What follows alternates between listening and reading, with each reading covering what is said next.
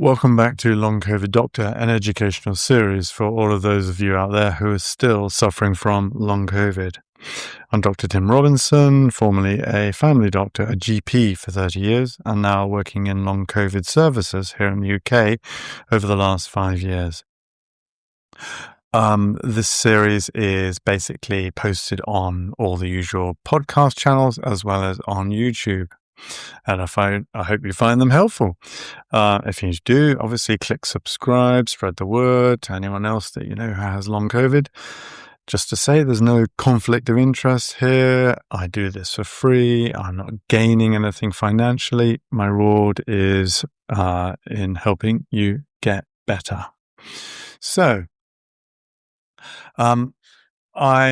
I'm very grateful that those of you who send me sort of comments and inquiries and queries, when they've heard these podcasts and postings, I really appreciate that. I do apologize. I don't have any time to reply to you individually. I read them. I appreciate them. Keep them coming because they actually help me with future postings. Another apology, my usual disclaimer. It's important, though, obviously, any advice or treatment that I mention in these podcasts and YouTube postings, should only be considered after you've discussed them with your own doctor. So, this podcast YouTube posting is all about well-being in long COVID. And in it, I will cover well-being and what it is and what it means and how to achieve it, hopefully. So here we go. Well-being in long COVID. First and foremost, what is well-being? So basically, well-being is that state of feeling well. But question, what is well? Basically, being well is feeling healthy, both physically and mentally. That bodily freedom from discomfort, feeling mentally contented and positive. Long-term conditions, such as long COVID, can take from well-being. But understanding the condition and accepting the condition and working on being well, well-being is possible with any long-term condition, and that includes long COVID. Question, is well-being just a sort of woolly term, or is it something that is actually measurable? Can we measure well-being? Well, the answer is yes. The World Health Organization, the WHO, has come out with a 5 well-being index. So basically, this is a validated questionnaire that assesses that subjective psychological well-being over the last 2 weeks. So it's called the 5 well-being index because it's 5 questions. And for each of those questions, you either score 0 to 5. I agreed to disagree. And those 5 questions are essentially, to put them into simple terms, either to do with question 1 was to do with happiness, 2, calm, 3, activity, 4, wake refreshedly, feeling refreshed, that is, and 5, interests, or is there anything that you're interested in all over the last 2 weeks? So in my mind, I've translated that as they're trying to aim those questions at stress, exercise, sleep, and connectiveness with something or someone or some group. And for each of those, like I said, you can score 0 to 5, and basically, so therefore, add them all up, that's 0 to 5, 0 to 100. They say that poor well-being corresponds to a score less than 50. So the answer is yes, it can be measured. Well-being can be measured. It's not just a woolly term. So there we are. Let's go back into it slightly deeper now. question, what makes up well-being? I see it as harmony and balance, physically and mentally, in the whole body in general. That includes the body as well as the mind. So the whole body is made up of lots of systems, as we know. Question, what systems exist in the body? What do the systems do? How do they connect? And how do those systems interact? Those are the questions I'm asking now. So the body systems. What are the body systems? Well, there's the cardiovascular, heart and circulation, blood circulation. There's the respiratory for oxygenation. There's the neurological system, the electrical connection throughout all the body's tissues and organs, etc. There's the gut, the digestive and excretory, so taking in the goodies and getting rid of the waste. There's the liver and the kidneys, that's metabolism and cleansing. There's the hematological system, the blood cell factory. There's the immunological, there's eye protection. And there's the musculoskeletal, the moving system. So it's very, very simplistic explanation of an incredibly complex set of processes and systems.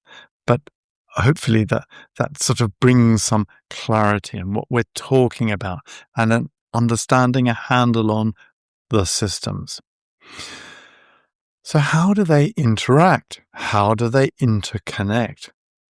Well, throughout the body, there are connections between all those systems. The brain, nerves, to all the blood vessels around the body, the muscles, the guts, the organs throughout the body. Then there's the heart and circulation, supplying blood to the brain and the lungs and all the organs and the tissues in the body. They're all connected. The gut connects with the brain and the immune system and the glands and the liver. The kidney connects with the lymphatic system, the drainage system, if you like, for the tissues. And it connects with the brain. There's the lymphatic system in the brain, connects with the muscles, connects with the bones. So all these systems, work in combination in order to bring about normal bodily functions such as growing and renewing and protecting and oxygenating and energizing and cleansing and moving. Optimal activity of all those combined systems, brings about well-being. So, the inevitable question, how do we achieve optimal activity of all those systems at the same time? Well, basically, we need to look after and care for the body. We need to look after and care for the mind. And I'm saying that basically, breaking it down, there are 5 elements to going into looking after and caring for the body and the mind. What are they? So what are the 5 elements for optimal health? 1, nutrition, your nutritional input, dietary input. 2, movement of the body. 3, sleep, quality sleep. 4, de-stressing, stress reduction. 5, connection, social connection, and social interaction. Note that those 5 elements, which I'm saying is necessary for optimal health, in a way, like I said earlier, the WHO well-being measure, actually, sort of those 5 elements, they've not included diet, but those other 4 elements are contained within that well-being questionnaire. So, all I'm saying is this: we need all those 5 elements to nurture, to maintain, and grow optimal health and well-being. Any less is not enough. You need all 5, I'm afraid. So, what I want to do now is to go through each of those in turn. So let's start at the top, as they say. Element number 1, nutrition, nutritional input. So we're talking about diet here, aren't we? So an ideal diet contains all the building blocks of cellular repair of the genetic material, the DNA, repair of proteins, repair of membranes. Ideal diet contains the fuel for energy production, the calories for ATP. Ideal diet contains the factors for all those metabolic and biochemical and cellular functions. So vitamins, minerals, enzymes, cofactors, they're all necessary for all those functions. So I feel that the ideal diet is a mixed, balanced diet, which actually is the Mediterranean diet.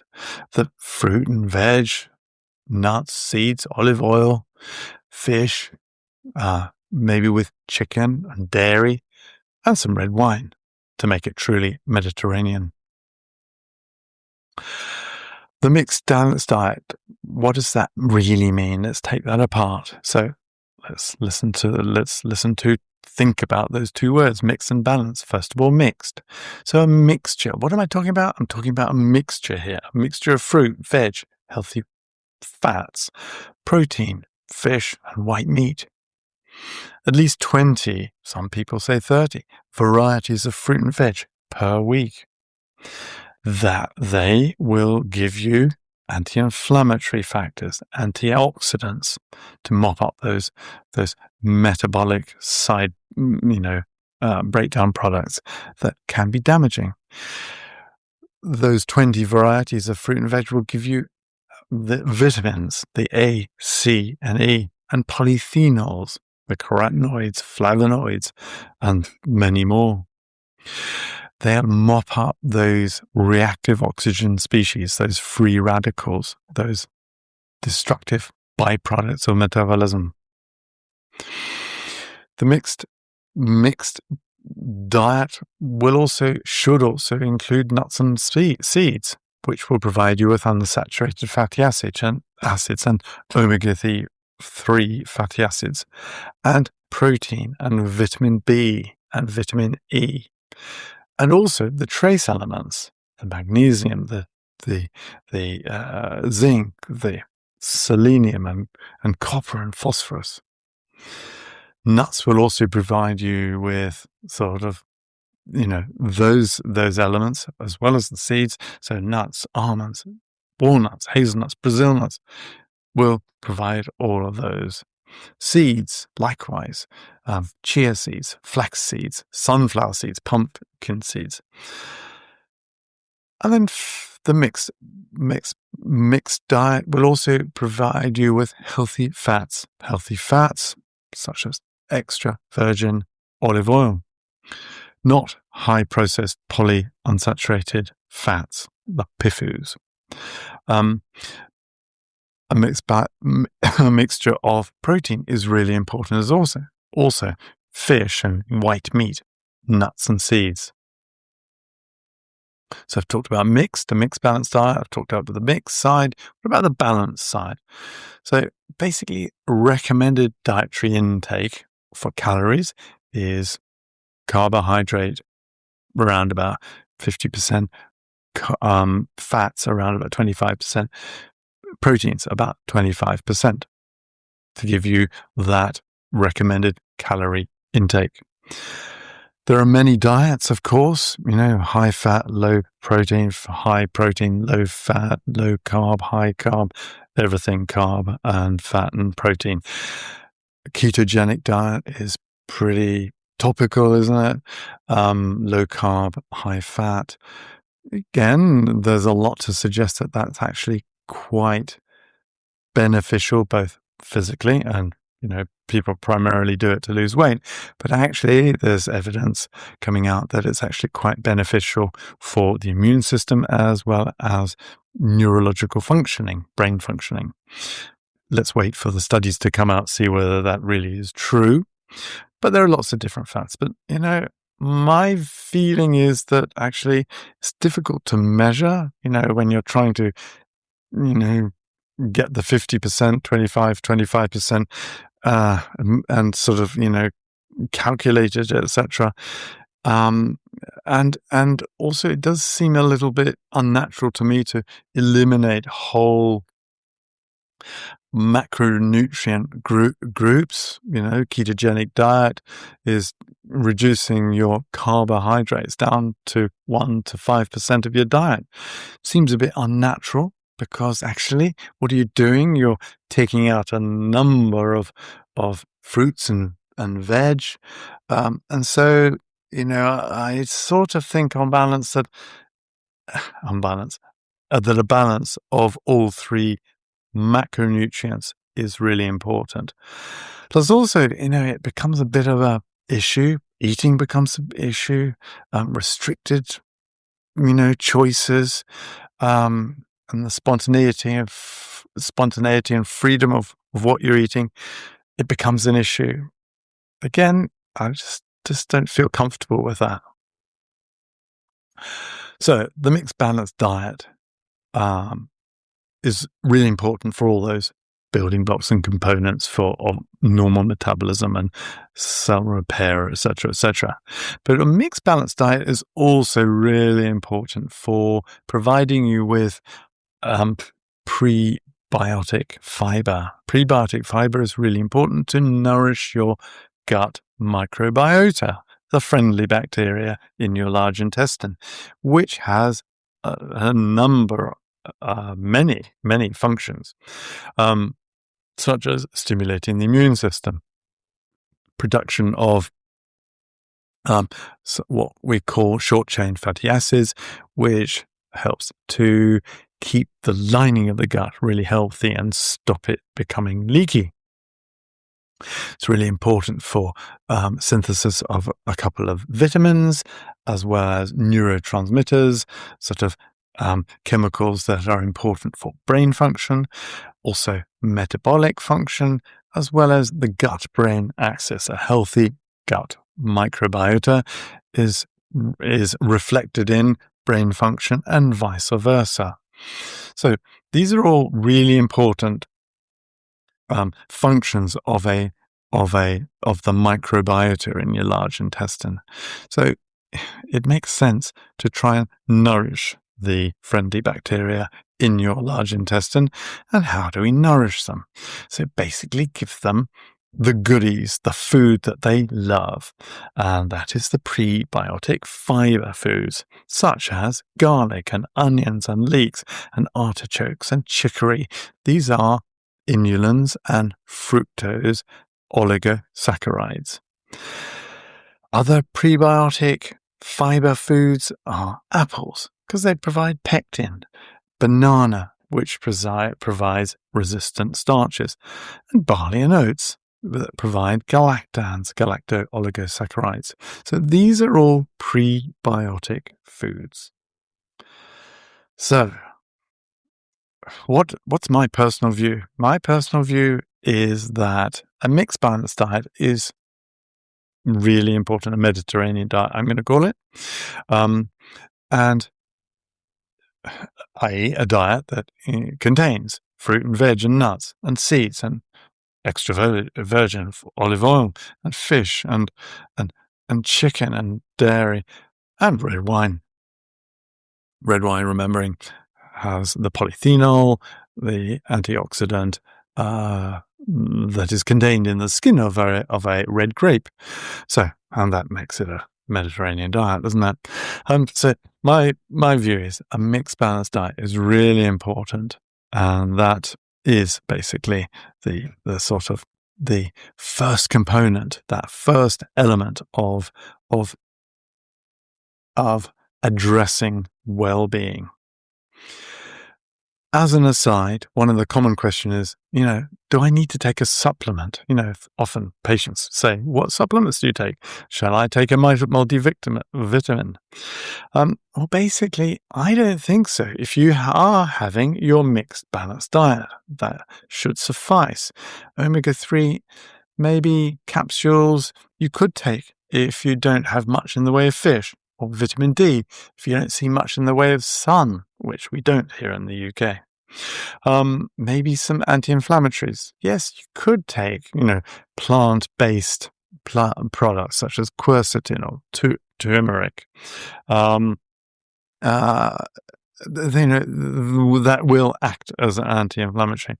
You could take vitamin B complex that contains vitamin B12 and niacin, vitamin B3. You could. You could have probiotics. You could take coenzyme Q10 and D-ribose. These are all, if you like, evidence-based medicine, evidence-based supplements, i.e., there is evidence that they do what they say, i.e. anti-inflammatory, or they are cofactors for building blocks of proteins and enzymes. However, I come back to what I maintain is if you have a mixed, balanced diet, and I'm saying the Mediterranean diet, that should address all your needs, and therefore probably make taking an multivitamin unnecessary. So that's element 1.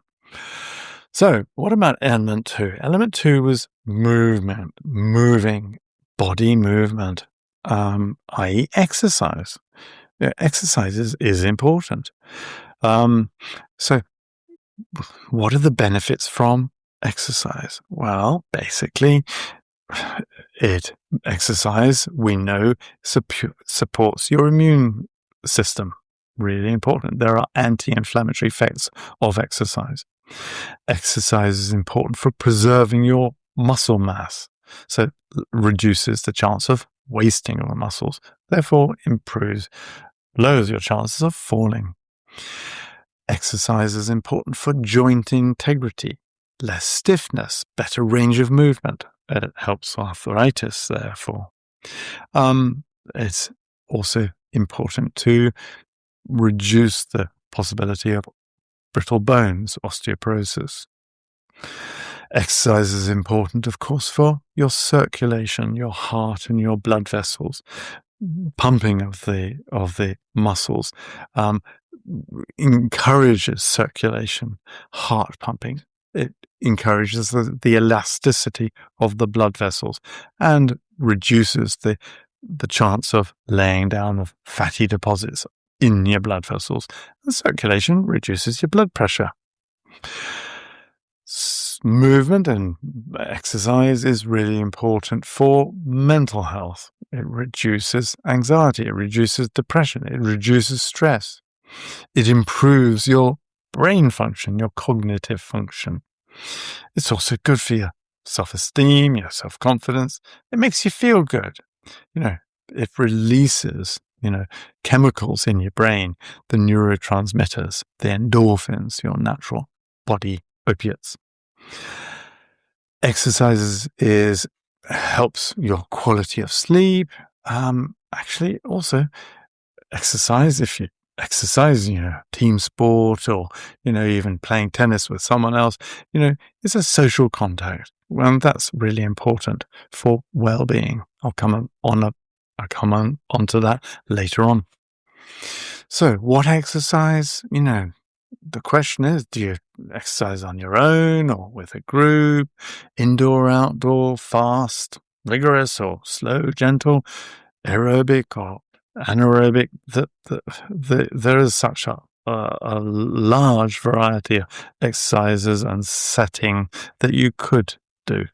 But exercise really falls into 4 categories. There's aerobic exercise, cardiovascular exercise, where you're increasing your heart rate and your breathing, say running and, fast walking, running, or jogging, cycling, swimming, or sports, football, rugby, basketball.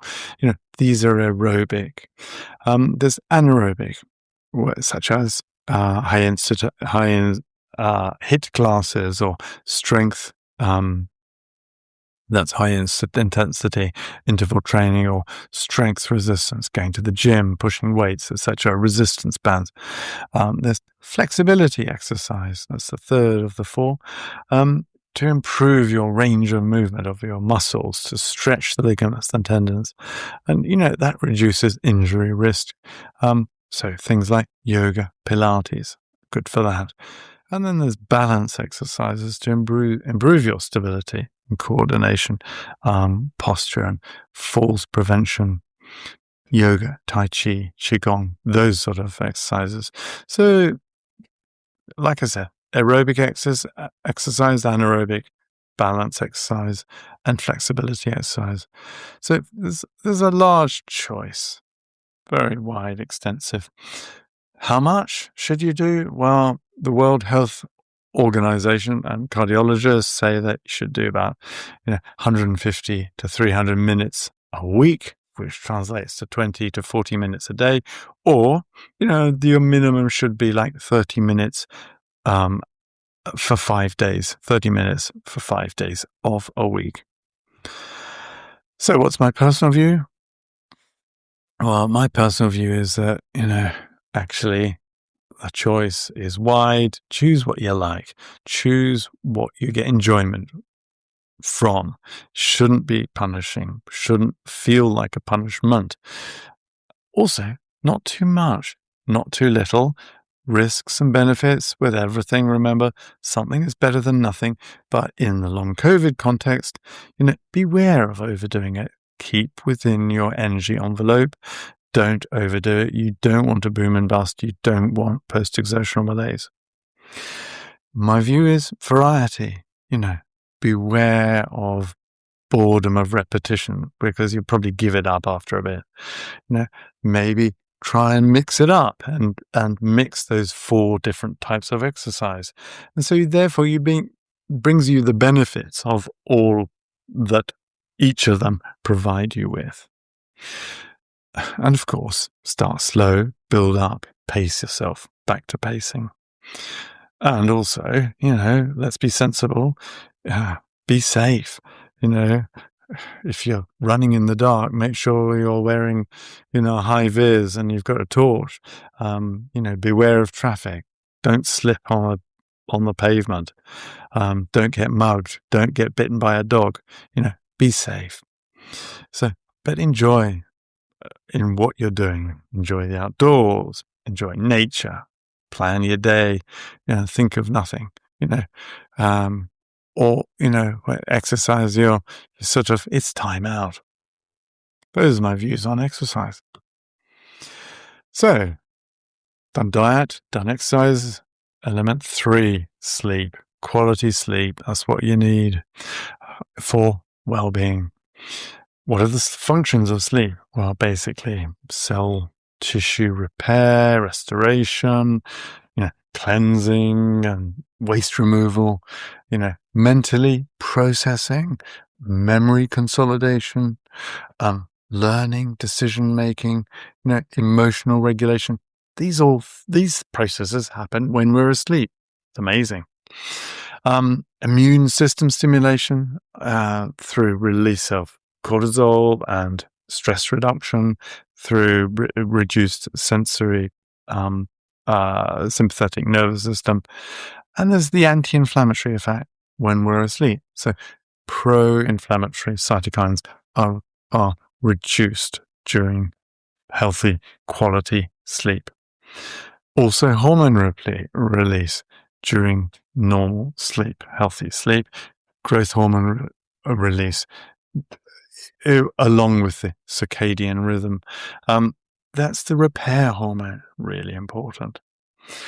So, those are the functions of sleep. And how do we achieve that? So basically, we think about sleep hygiene. We've got to, make sure darkened bedroom, blackout curtains or eye visors. Make sure it's quiet. So you might need earplugs if you've got noisy neighbors or a barking dog outside. A cozy temperature, not too hot, not too cold. So the blue screen, tablets and phones at night, it's probably not a good idea because they emit something called blue light, which is sort of arousing and keeps your mind fizzing.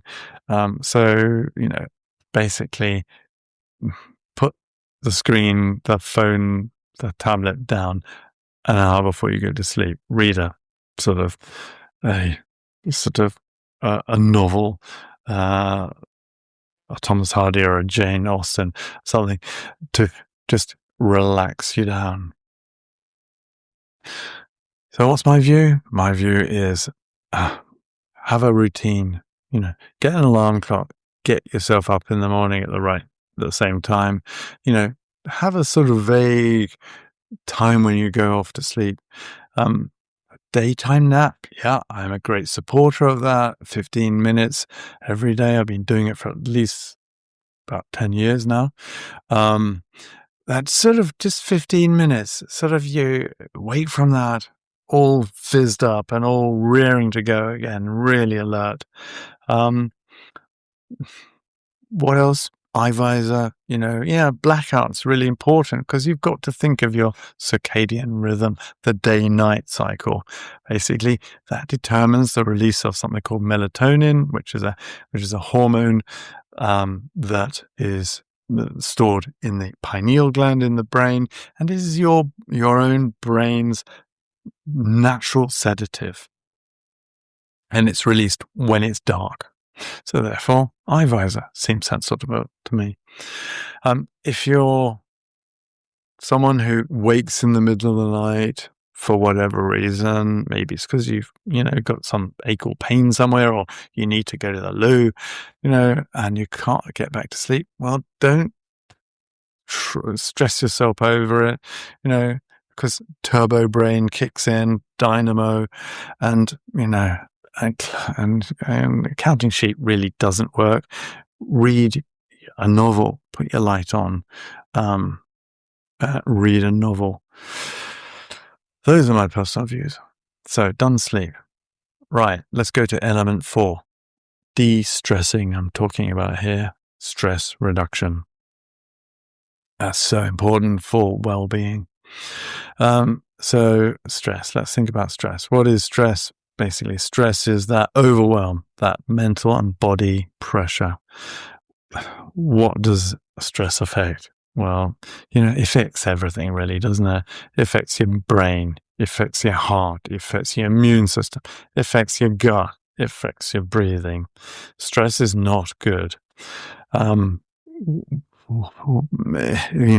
Effects on all those systems basically brings you about physical problems, ulcers and irritable bowel syndrome, high blood pressure, palpitations and ischemic heart disease and weight gain and lowered immunity and inflammation. That's what stress does. What physically? What about mentally? Well, stress brings about worries, mood problems, memory problems, emotions, poor executive functions, decision-making processes, etc. We need to combat stress. Combat stress. How do we do that?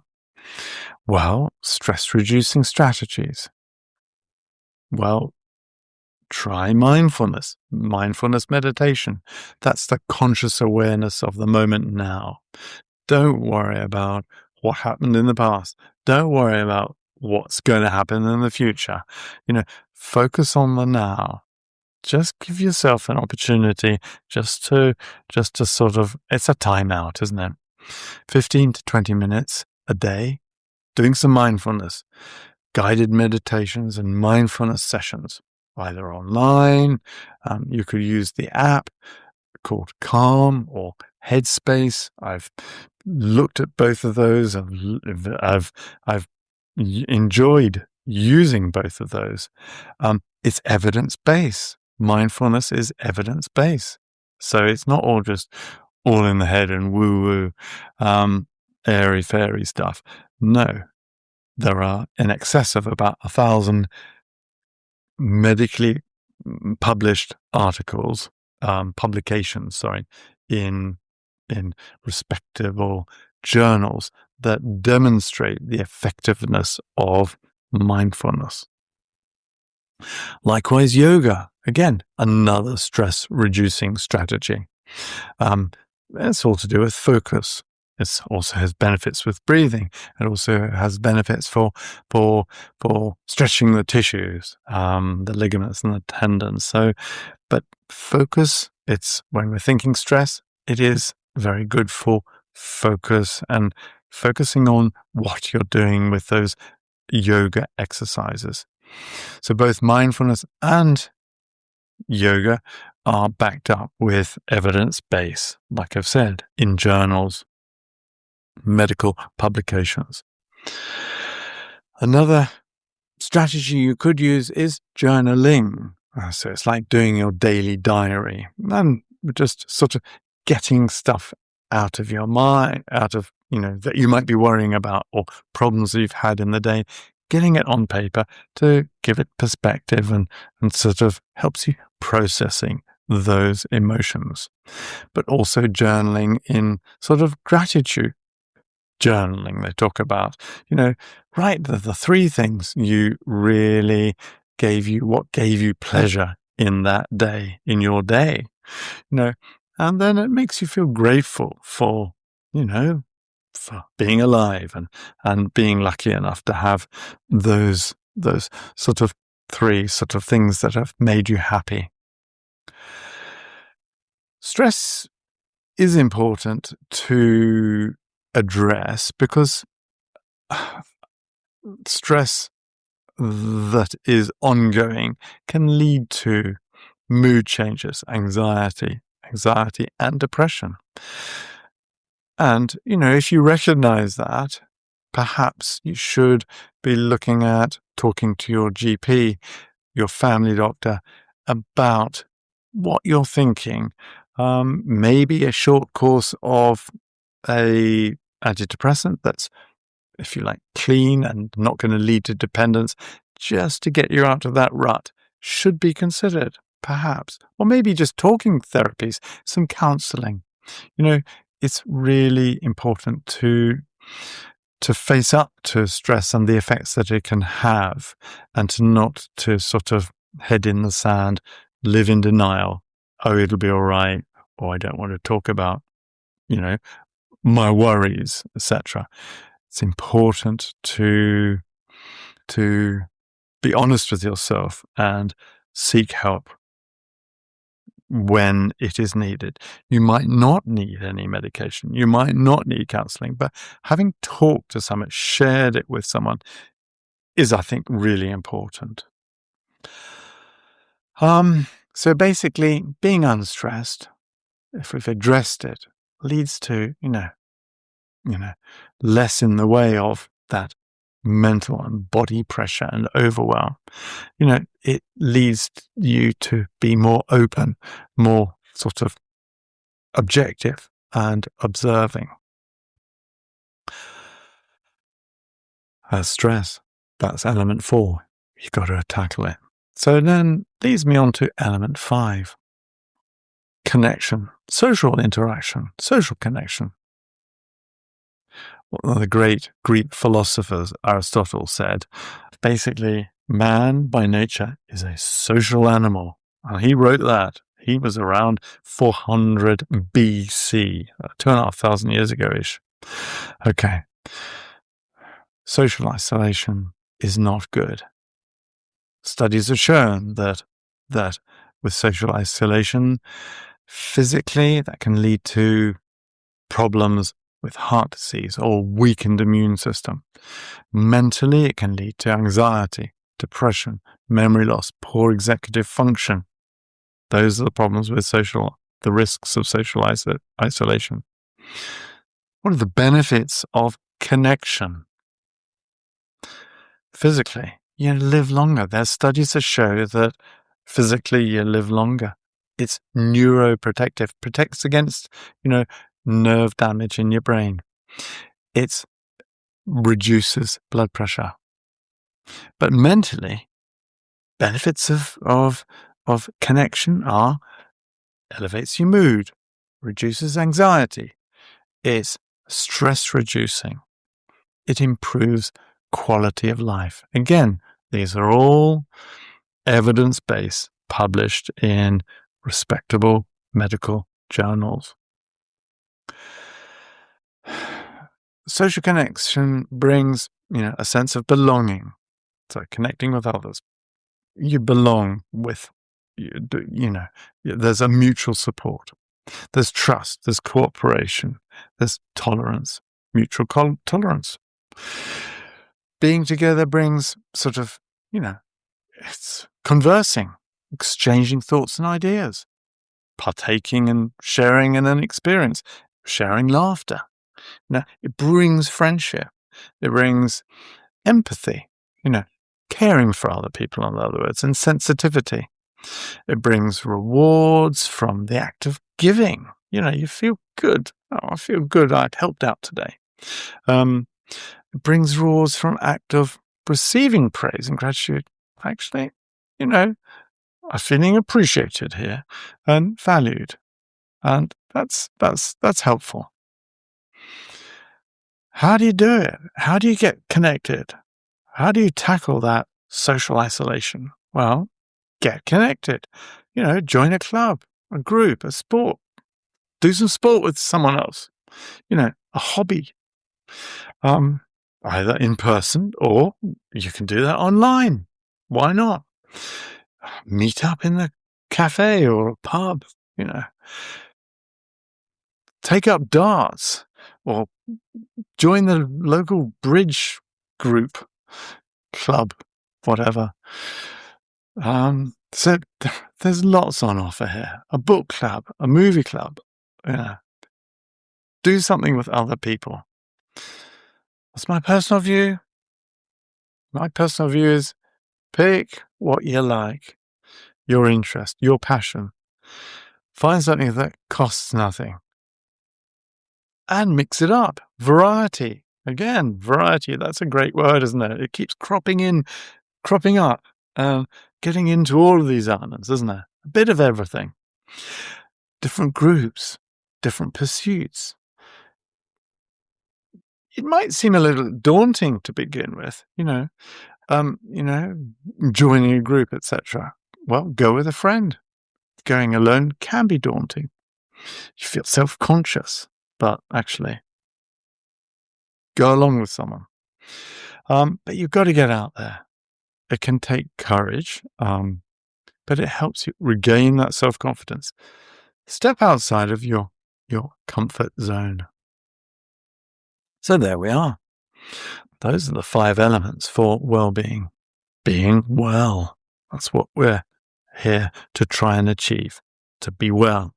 Well-being.